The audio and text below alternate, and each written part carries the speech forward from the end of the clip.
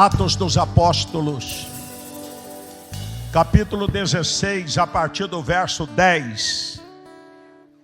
Eu leio esta escritura com vocês. Em seguida, compartilharemos algumas lições que aprenderemos nesse texto. Ouça e acompanhe a leitura. Atos 16, a partir do verso de número 10. Diz assim: assim que teve a visão, imediatamente procuramos partir para aquele destino, concluindo que Deus nos havia chamado para lhes anunciar o Evangelho. Tendo, pois, navegado de Troade, seguimos em direitura a Samotrácia, e no dia seguinte a Neápolis, e dali a Filipos, cidade da Macedônia, primeira do distrito e colônia. Nesta cidade permanecemos alguns dias. No sábado, saímos da cidade para junto do rio, onde nos pareceu haver um lugar para oração. E assentando-nos, falamos às mulheres que para ali tinha concorrido. Certa mulher chamada Lídia, da cidade de Tiatira, vendedora de púrpura, temente a Deus, nos escutava. O Senhor lhe abriu o coração para atender às coisas que Paulo dizia. Depois de ser batizada, ela e toda a sua casa nos rogou, dizendo: se julgais que eu sou fiel ao Senhor, entrai em minha casa e aí ficai. E nos constrangeu a isso. Aconteceu que, indo nós para o lugar de oração, nos saiu ao encontro uma jovem possessa de espírito adivinhador, a qual, adivinhando, dava grande lucro aos seus senhores.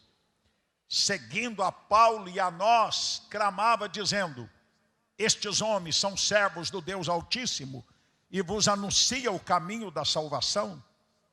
Isto se repetia por muitos dias. Então Paulo, já indignado, voltando-se, disse ao Espírito: em nome de Jesus Cristo, eu te mando, retira-te dela. E ele na mesma hora saiu. Vendo seus senhores que se desfizera a esperança do lucro, agarrando Paulo e Silas, os arrastaram para a praça à presença das autoridades. E levando-os aos pretores, disseram: estes homens, sendo judeus, perturbam a nossa cidade, propagando costumes que não podemos receber nem praticar, porque somos romanos. Levantou-se a multidão unida contra eles, e os pretores, rasgando-lhe as vestes, mandaram açoitá-los com varas. E depois de lhes darem muitos açoites, os lançaram no cárcere, ordenando ao carcereiro que os guardasse com toda a segurança. Este, recebendo tal ordem, levou-os para o cárcere interior e lhes prendeu os pés no tronco. Por volta da meia-noite, Paulo e Silas oravam e cantavam louvores a Deus. E os demais companheiros de prisão escutavam. De repente, sobreveio tamanho terremoto que sacudiu os alicerces da prisão. Abriram-se todas as portas e soltaram-se a cadeia de todos. O carcereiro despertou do sono e, vendo abertas as portas do cárcere, puxou da espada e ia suicidar-se, supondo que os presos tivessem fugido. Mas Paulo bradou em alta voz: não te faça nenhum mal, que todos aqui estamos. Então o carcereiro, tendo pedido luz, entrou precipitadamente e, trêmulo, prostrou-se diante de Paulo e Silas E depois, trazendo-os para fora, disse: Senhores, que devo fazer para que seja salvo? Responderam-lhe: crê no Senhor Jesus, e serás salvo tu e a tua casa. E lhe pregaram a palavra de Deus, e a todos de sua casa. Naquela mesma hora da noite, cuidando deles, lavou-lhes os vergões dos açoites. A seguir, foi ele batizado, e todos os seus. Então, levando-os para a sua própria casa, lhes pôs à mesa, e com todos os seus manifestava grande alegria por ter crido em Deus. Uau! Assentem. Há uma unção forte liberada aqui.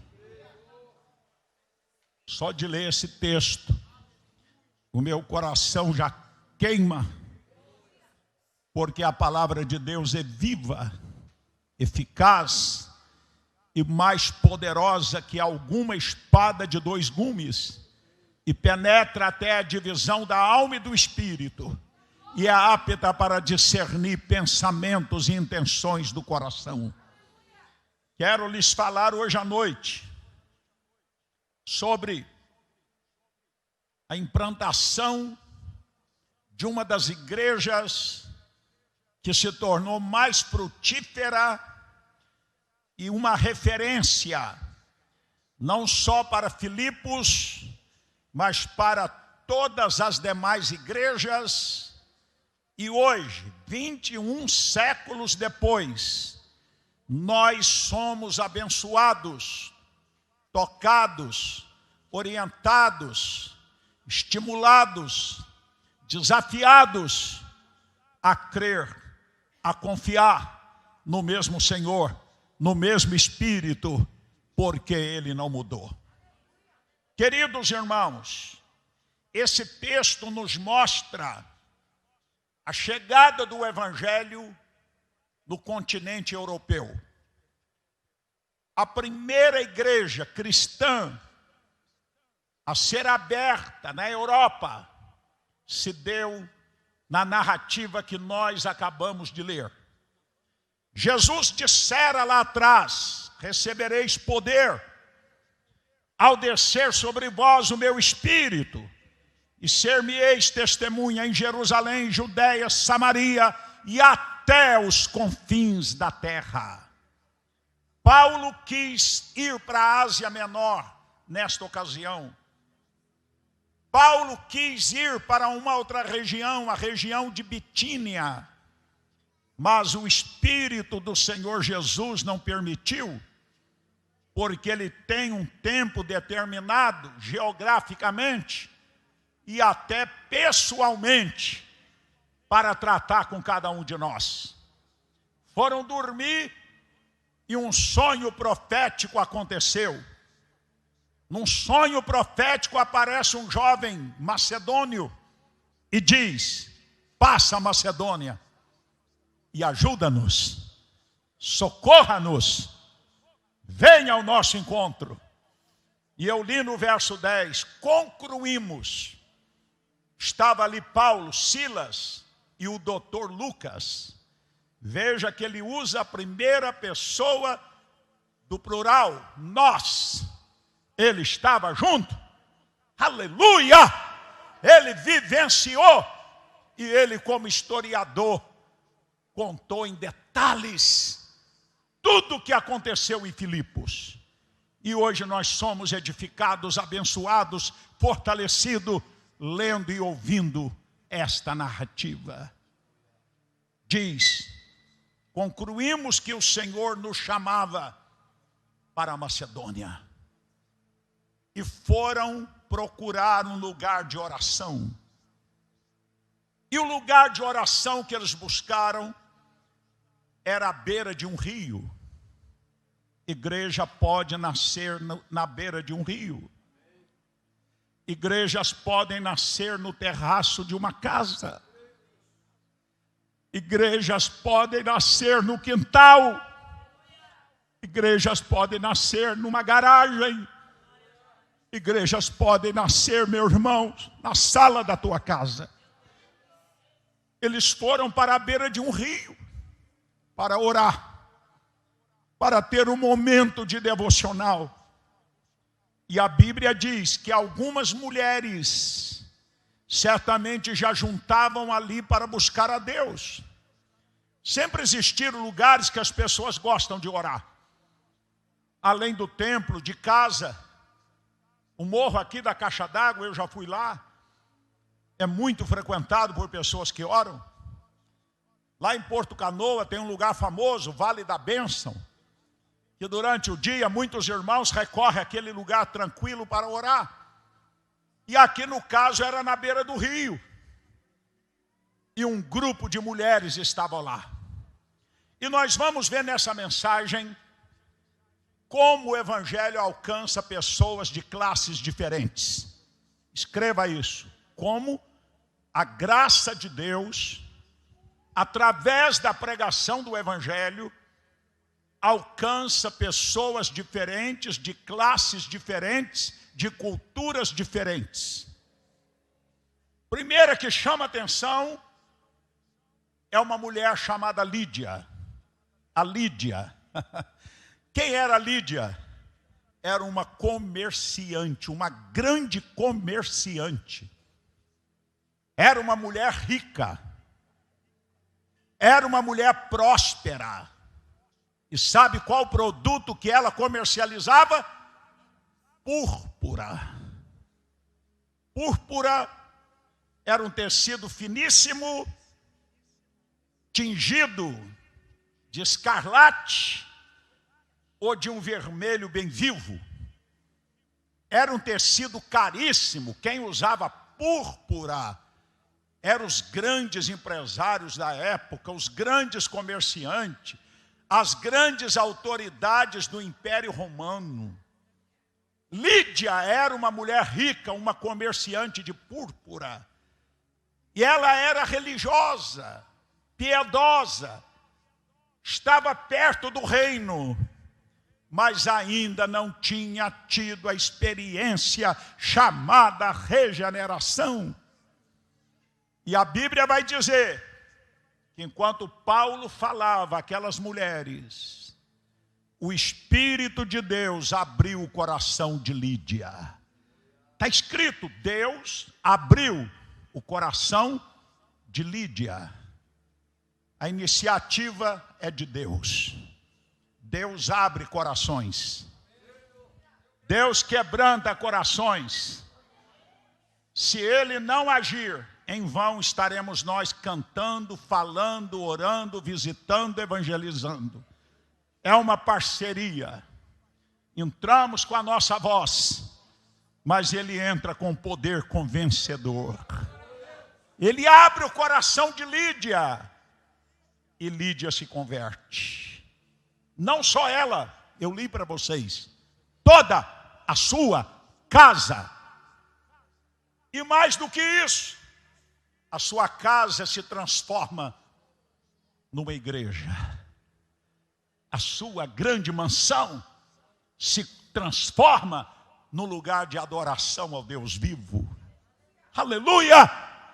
Jesus abriu o coração de Lídia.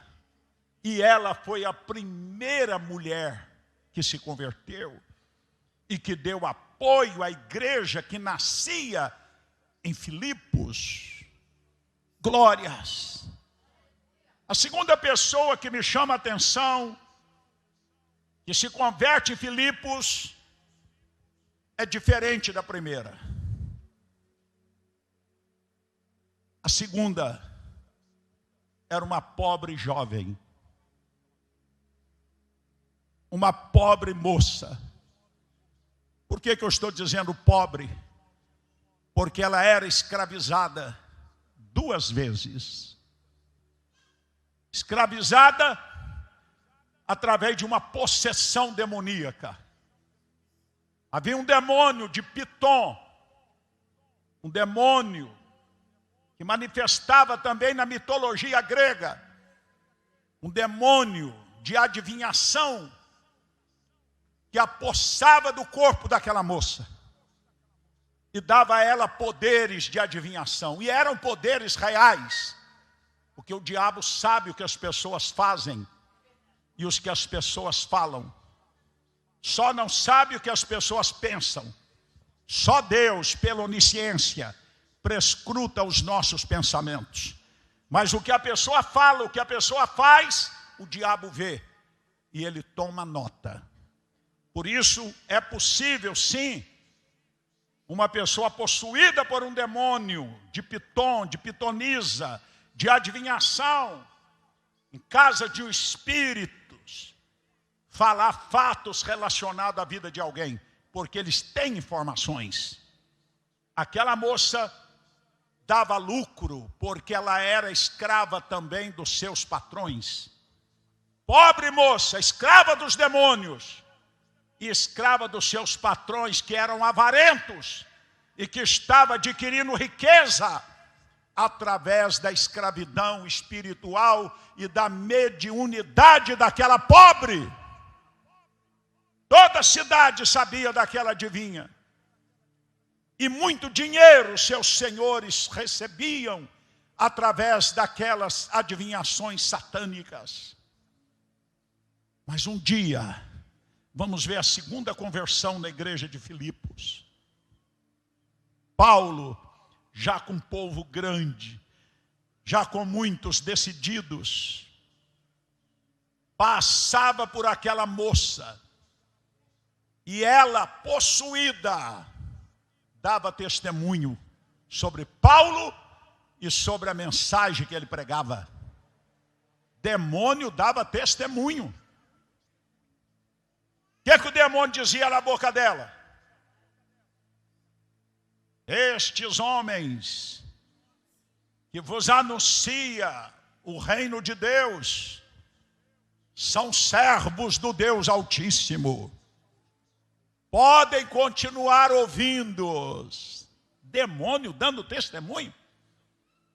O evangelho não precisa de testemunho de demônio. Escutou? A igreja de Deus não precisa de testemunho de demônio. Qual era a intenção do demônio ao fazer isso? Era querer jogar o evangelho na vala comum. Era querer dizer, olha, o que ele está pregando, o que ele está ensinando, está de comum acordo comigo, que habito nesse corpo. Era isso. O evangelho, meu irmão, é o poder de Deus para a salvação de todo aquele que crê.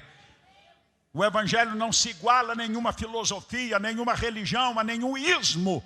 Evangelho é manifestação de poder que transforma, que liberta e que tira o homem do domínio das trevas e o transporta para o reino do seu amor e da sua graça salvadora.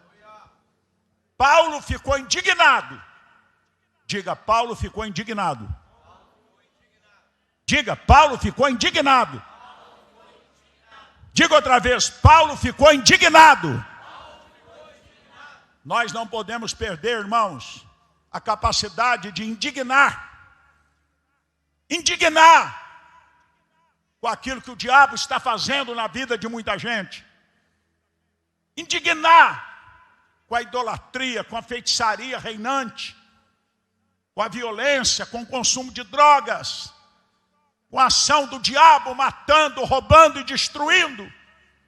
Quando a igreja perde a capacidade de se indignar e se conforma, ela está caminhando para a morte espiritual. Por isso Deus está ativando a igreja no Brasil e em toda a face da terra e nos dando o poder de indignação. Amanhã, por exemplo, será feriado no Brasil. E não pense que é por causa das crianças o feriado de amanhã. Feriado de amanhã é resultado de um decreto da época do presidente da República, João Batista Figueiredo. E o decreto diz assim: fica declarado feriado nacional o dia 12 de outubro, para culto público e oficial à Senhora da Aparecida.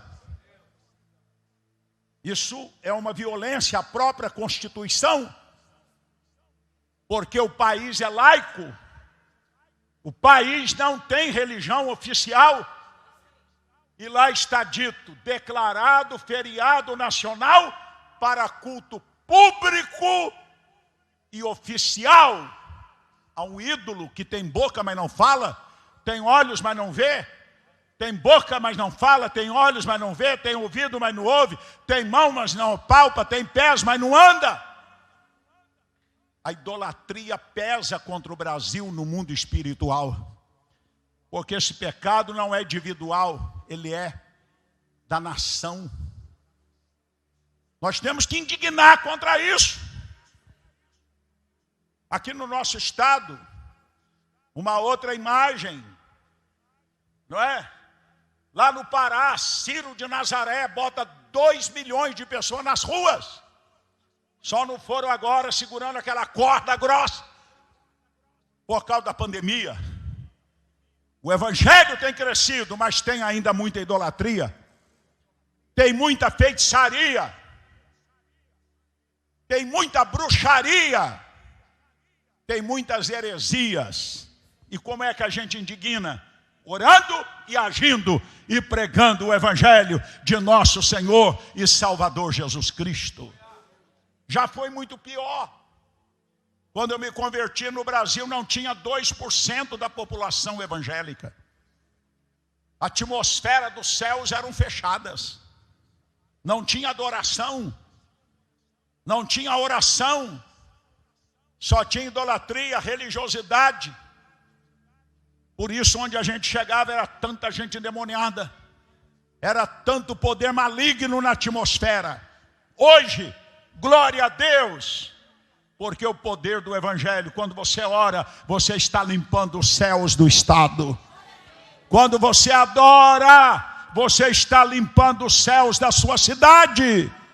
E a glória de Deus começa a se manifestar. Voltando para o texto, Paulo indignou.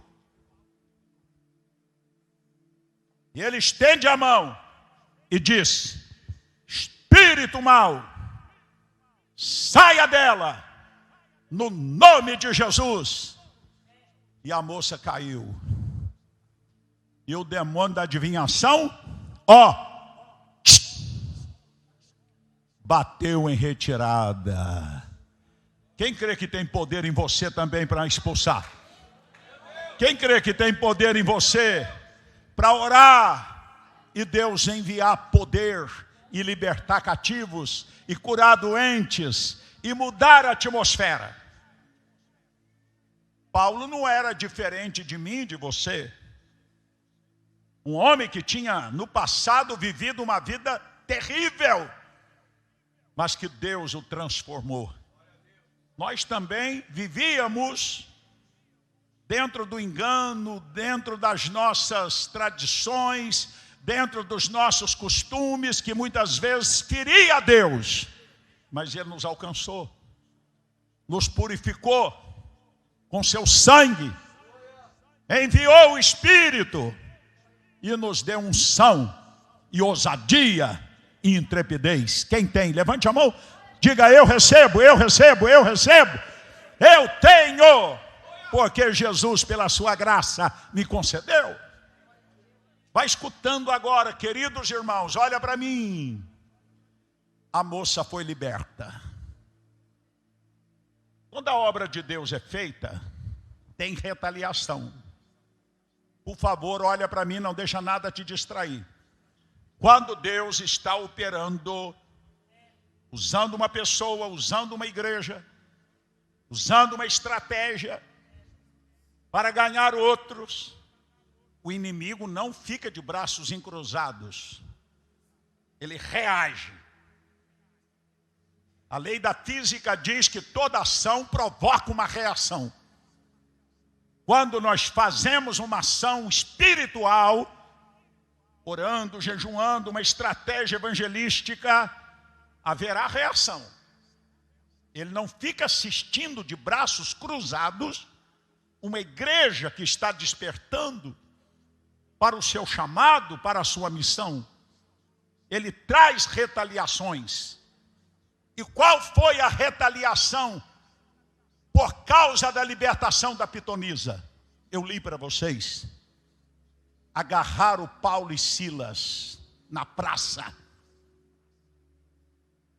e disseram: esses homens são judeus, nós somos uma colônia romana. Filipos era como que uma pequena Roma. As colônias tinham um tratamento especial pelo Império Romano. Muito recurso, muita estrutura, muitos funcionários do Império Romano. Toda a cultura de Roma era praticada em Filipos, era uma colônia romana. Eles estavam cheios de orgulho, de arrogância, porque pertenciam ao Império Romano que dominava o mundo de então. E a primeira acusação, pastor Ivaí, foi: esses homens são judeus. Olha o problema do racismo. Estão perturbando a ordem na nossa cidade, que é cultura romana. Paulo não estava perturbando a ordem. Paulo estava botando em ordem o que estava em desordem. Perturba o diabo quando alguém adora, quando alguém prega, quando alguém anuncia o evangelho de poder. Eu já fui vítima de acusações semelhantes na implantação de igrejas em muitos lugares. Diziam: esses pregadores estão perturbando a cidade, estão perturbando as religiões, estão trazendo uma mensagem que não nos é lícito receber nem praticar. E quantas vezes nós sofremos também perseguições, prisões. Hoje a liberdade no Brasil, irmãos, dê glória a Deus por isso. Por enquanto há liberdade no Brasil. Não é assim na China, não é assim na Coreia do Norte, não é assim, meus irmãos, aqui pertinho de nós, na Nicarágua. Onde mais? Cuba. Não é assim nos países árabes, onde o islamismo radical predomina. Aproveite a liberdade que você tem, que eu tenho, que nós temos, de transmitir pela internet, de pregar nas praças, de conduzir uma Bíblia na mão, aleluia, de compartilhar o amor de Deus. Mas vai chegar dias que não teremos essa liberdade. O princípio das dores está aí à nossa porta. E a tendência é de se fechar o cerco antes do arrebatamento. Mas a igreja será arrebatada antes da grande tribulação, onde as coisas vão se complicar muito mais. Valorize a liberdade que você tem de vir para o culto, de assentar aqui num ambiente agradável, de ouvir em casa. Lá foi diferente. Pegaram o Paulo e Silas e fizeram o que com eles? Rasgaram as suas vestes na praça pública.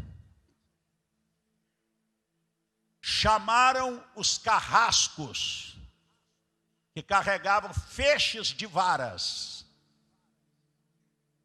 e a ordem dos magistrados, eles açoitavam e até matavam qualquer pessoa que os magistrados romanos ordenassem.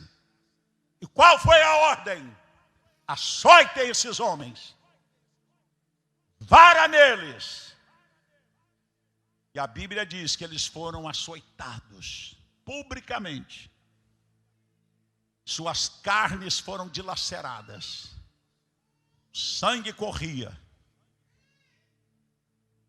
Após o açoite, fizeram o que com eles?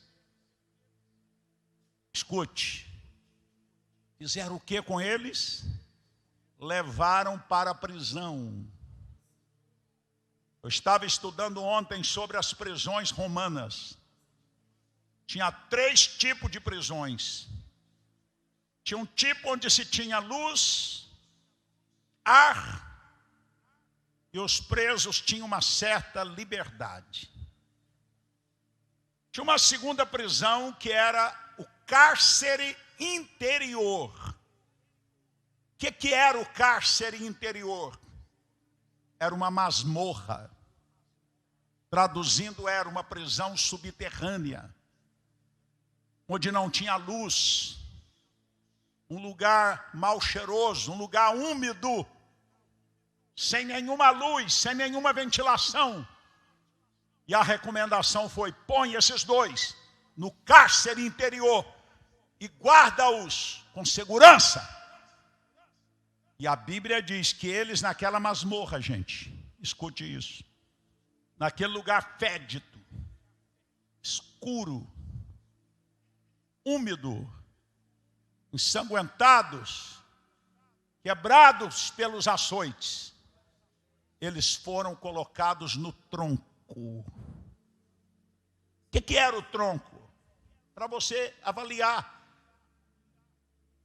O tronco tinha 5 aberturas no chão, 5 buracos. A perna direita presa por corrente. A perna esquerda, de igual modo, aprisionada por correntes. Braço direito e braço esquerdo, dentro de outros 2 buracos, presos com pesadas correntes. E a cabeça no 5º buraco. E o pescoço seguro. Qualquer movimento provocava terríveis dores. Paulo e Silas estavam ali no tronco. Agora olha para mim. Olha a circunstância difícil. Olha o sofrimento. O sofrimento não é incompatível com a vida cristã.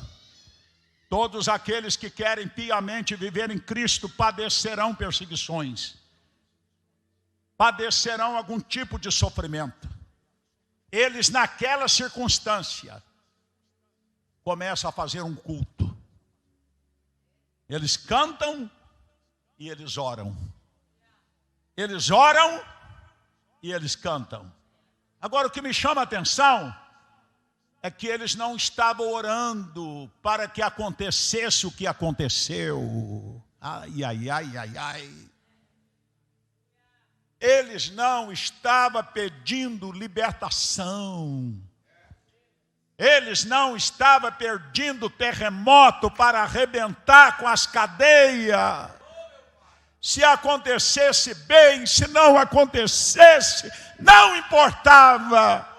Eles estavam fazendo o que eles faziam diariamente, habitualmente, independente da circunstância. Se você está bem, ore. Se você está bem, cante. Se você está enfrentando tribulação, dificuldade, problema, perseguição, cante, ore, adore e persevere da mesma forma. O que tem que acontecer, acontecerá. Nada pode mudar, irmãos, as nossas convicções. Nada pode mudar o nosso comportamento. Nada pode mudar o nosso relacionamento com Ele. Isso foi demais. Eles não estavam clamando: Deus, olha aqui.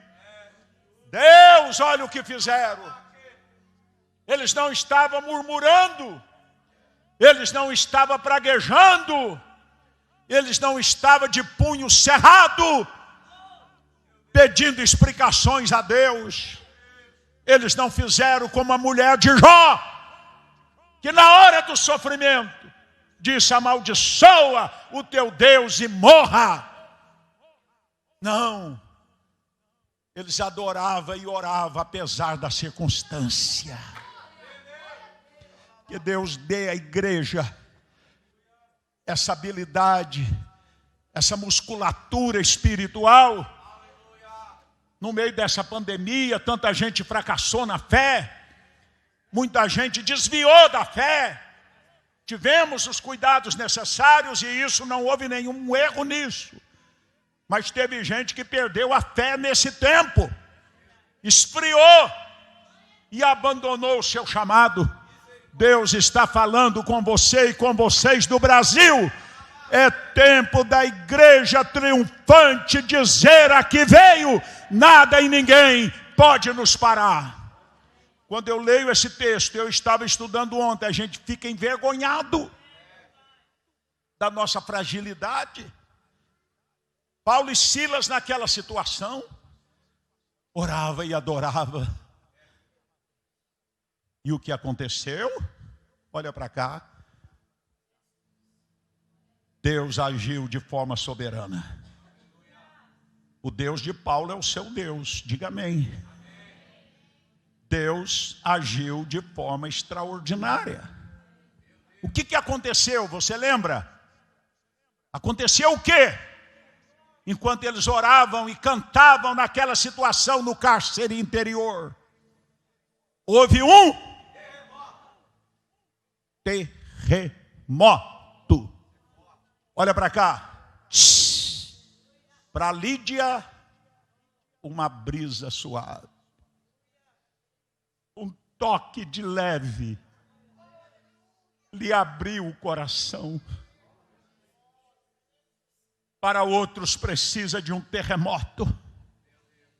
E Deus sabe como agir, quando agir e com quem agir. Um terremoto para mudar a vida do terceiro convertido na cidade de Filipe. A primeira foi a Lídia, vendedora de púrpura. A segunda foi a pitonisa. Mas agora com o carcereiro. Quem era o carcereiro? Era um funcionário do Império Romano. Era um homem mau. Era um homem duro. Era um homem rude. Era um homem trancado. Para ele precisou de um terremoto.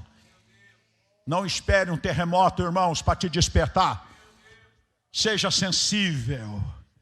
Não espere um terremoto para te trazer de volta para o chamado. Se preciso, Deus permite um terremoto. Se preciso, virá um terremoto na vida pessoal, na vida física, na família, nos negócios. Deus tem as suas estratégias. Aleluia! Que Deus te dê um coração igualzinho da Lídia. Que um toque sutil, você se rende. Você se disponibiliza. Você se entrega. Mas se preciso, Deus manda repetir. Virá um terremoto. Quando o terremoto aconteceu, as cadeias abriram. Os grilhões partiram. Os pesados portões de ferro abriram. Uau! E o carcereiro naquela hora foi tocado. Naquela hora o coração duro daquele funcionário do Império Romano foi tocado. E quando ele viu aquilo, as prisões abrindo, as cadeias partindo, ele pegou a espada e ia se matar. Jesus salva alguém à beira do suicídio. Jesus salva alguém à beira do desespero. Jesus salva alguém na hora mais difícil, mais complexa da sua vida. Quando ele ia se matar, Paulo gritou: não te faça mal, porque todos nós aqui estamos. Sabe por que ele ia suicidar? Porque a lei romana dizia: se uma escolta de soldado, ou se um carcereiro deixar fugir um prisioneiro, ele pagará a pena no seu lugar. Era a lei romana. Lembra daqueles 4 quaternos de soldado, quando o anjo libertou Pedro? No capítulo 12, diz que no dia seguinte, os guardas foram justiçados, isto é, mortos no lugar de Pedro. O carcereiro sabia que ele seria morto no outro dia, por isso ele quis antecipar, se matando. Mas antes que ele se matasse, Paulo gritou: não te toque, não te faça mal. Ninguém fugiu. Aquilo deu um choque moral nele. Aquilo tocou forte, que homens diferentes, que diante do cárcere aberto não fogem. Esses homens têm algo que eu preciso conhecer. Louve a Deus, irmãos, na hora do mal, na hora do sofrimento, na hora da dificuldade, porque o teu louvor e a tua fé vai tocar nos corações mais endurecidos. E eles vão dizer: o que é que esse homem tem? O que é que essa mulher tem? O que é que essa moça tem? Que em vez de estar praguejando, desesperada, ele e ela está cultuando, está dizendo glória a Deus, está louvando, está servindo. Isso vai tocar a vida das pessoas. E para encerrar, olha para mim.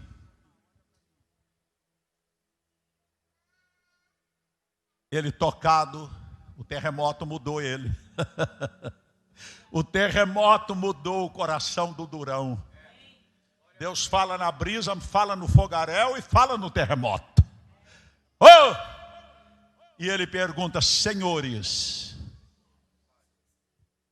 o que devo eu fazer para ser salvo? É a pergunta que ecoa em toda a face da terra.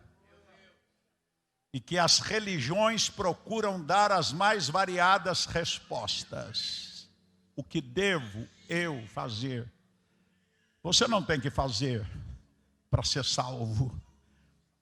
Eu não tenho que fazer algo. A religião ensina que o homem deve fazer coisas para tentar adquirir méritos. Mas a beleza das boas novas do Evangelho é que ele já fez tudo por mim e por você. O que eu devo fazer então? Aí a resposta foi: crê no Senhor Jesus. Crê no sacrifício que ele fez e será salvo tu e a tua casa. Crer implica em obedecer. Se eu creio, eu obedeço. Se eu creio, eu sigo. Se eu creio, eu entrego. Crer não é apenas um assentimento mental. Se eu crer no Senhor Jesus, será salvo tu e a tua casa. Então eu me entrego porque eu creio, porque eu confio, porque eu tenho convicção. Aleluia, irmãos. Olha para cá. O carcereiro se converte. Só ele? Não.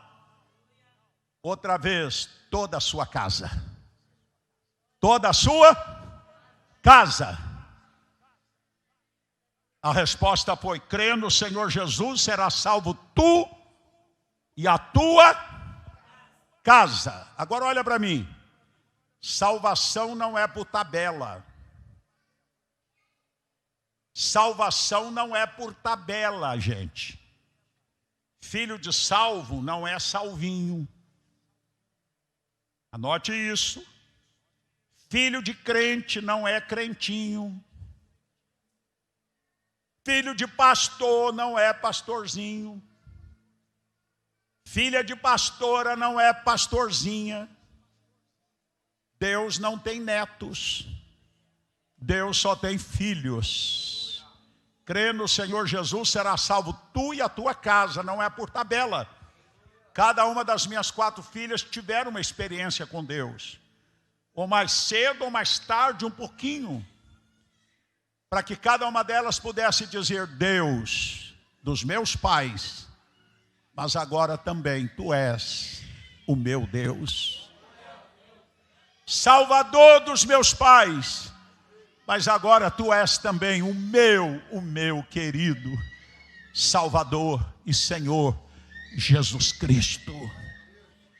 Ore pelos seus filhos. Gaste tempo com eles. Eu preguei hoje em Carapina pela manhã e eu dizia aos irmãos, cuidado com a primeira infância dos filhos e dos netos. E comentava com a Ana Paula lá em casa hoje também. Cuidado com a primeira infância, que vai do 0 até os 6 anos de idade.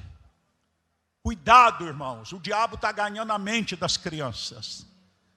O diabo está botando a marca da besta na mente das crianças. Através dos desenhos, através dos jogos, através das redes sociais. E tem pai e mãe assistindo isso de camarote e achando que é assim mesmo na modernidade. Não, não é não. Eu entrei no quarto do netinho ontem à noite. 5 aninhos, comemoramos o aniversário dele, do Benjamin. Foi uma alegria ontem, o aniversáriozinho dele. E eu entrei no quarto. E quando eu entrei, ele estava vendo um desenho. Um rapaz que comanda e um jogo estava sendo feito. O jogo. E sabe qual era o teor do jogo? Ensinando as crianças a se julgarem da ponte e do precipício.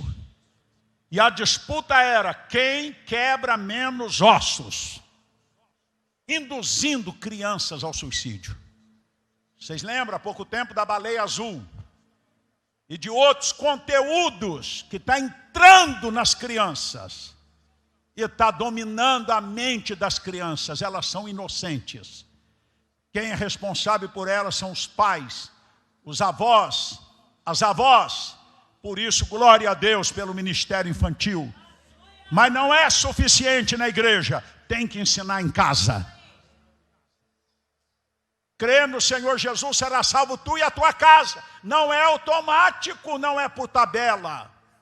O filhinho, a filhinha, o neto, a neta precisa ter um encontro com Jesus. Até 6 anos é a idade da absorção, é como uma esponja. Pensa numa esponja. É um desafio, eu sei que não é fácil o que eu estou falando. Sei que não é fácil para pai, para mãe, para avô, para avó, manter as crianças sob controle. Mas é um desafio que nós precisamos encarar. E fazer o nosso melhor para protegê-los. Senão quem vai doutrinar o teu filho, a tua filha, o teu neto, a tua neta, são os jogos. São as mensagens subliminares que entram. E que vai penetrando. Depois você vai ter um filho, uma filha, com problemas dos mais variados. Foi captado na infância. Ensina sobre Jesus. Jesus é nosso herói, gostei muito. Jesus é o nosso herói. Jesus é o nosso herói. Aquele que morreu, ressuscitou, nos ama. E Ele satisfaz o coraçãozinho das crianças, dos adolescentes, dos jovens e dos adultos. Crê no Senhor Jesus, será salvo tu e a tua casa. Agora eu concluo, olha para mim. Quantos convertidos nós vimos? Deus alcança pessoas diferentes.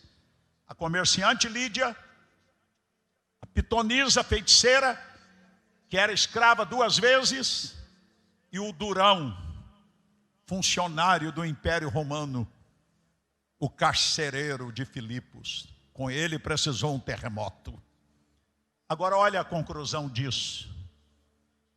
A mudança no coração do carcereiro foi tamanha que a Bíblia diz que em seguida ele ouve a palavra, ele é batizado, Demétrios, e ele começa a lavar os vergões. Olha a mudança.